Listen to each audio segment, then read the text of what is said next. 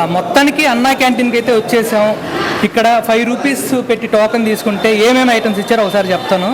మొత్తం 3 ఇడ్లీలు with sambar, sweet పొంగలి, చట్నీ ఇచ్చారు. అలాగే మనకి పూరితో పాటు కుర్మా ఇచ్చారు. ఒకసారి టేస్ట్ చేసి ఎలా ఉందో చూద్దాము. ఫస్ట్ అయితే ఇడ్లీతో మొదలు పెడతాను.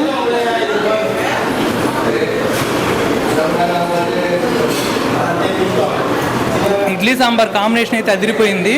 ఒకసారి చట్నీతో ట్రై చేసి చూద్దాం.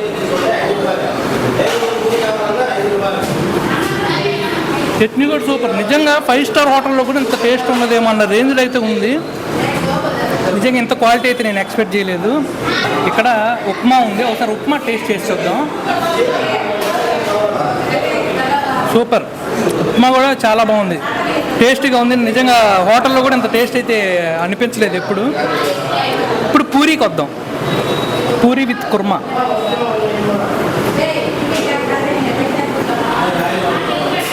క్వాలిటీ పరంగా అయితే చాలా బాగుంది. అన్న మీకు ఎలా అనిపించింది? మీకు ఎలా అనిపించింది? టేస్ట్ చూస్తున్నారు? టేస్ట్ చూస్తున్నాం. కేసరి తింటున్నారా? మీకు మామూలుగా ఇంతకుముందు ఎప్పుడైనా అన్నా క్యాంటీన్లో తినున్నారా? ఇంతకుముందు గత చంద్రబాబు నాయుడు ప్రభుత్వంలో ఎలా అనిపించింది టేస్ట్? ఇడ్లీ కానీ ఇప్పుడు అప్పటి మెనూకి ఇప్పుడు మెనూకి తేడా ఏంటన్నా? అప్పుడు ఏం ఐటమ్స్ పెట్టారు, ఇప్పుడు ఏం ఐటమ్స్ పెడుతున్నారు? ఇప్పుడు నేను రాలేదు, అయిపోయింది. ఇప్పుడు వచ్చాను. కేసరి ఉంటే పెట్టారు. ఇంకా ఐటమ్ కేసరి ఒకటి మిగిలిందని కేసరి ఒకటి పెట్టారనమాట. సరే, కేసరి మీకు ఎలా అనిపించింది? కేసరి బాగుందా?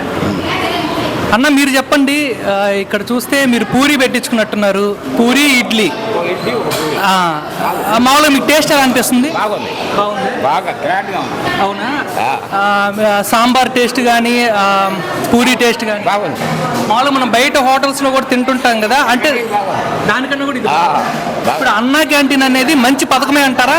మంచి అన్నిటికంటే ముఖ్యమైంది. అన్నిటికంటే ముఖ్యమైంది. అన్ని దానాలకి అన్నదానం గొప్పది.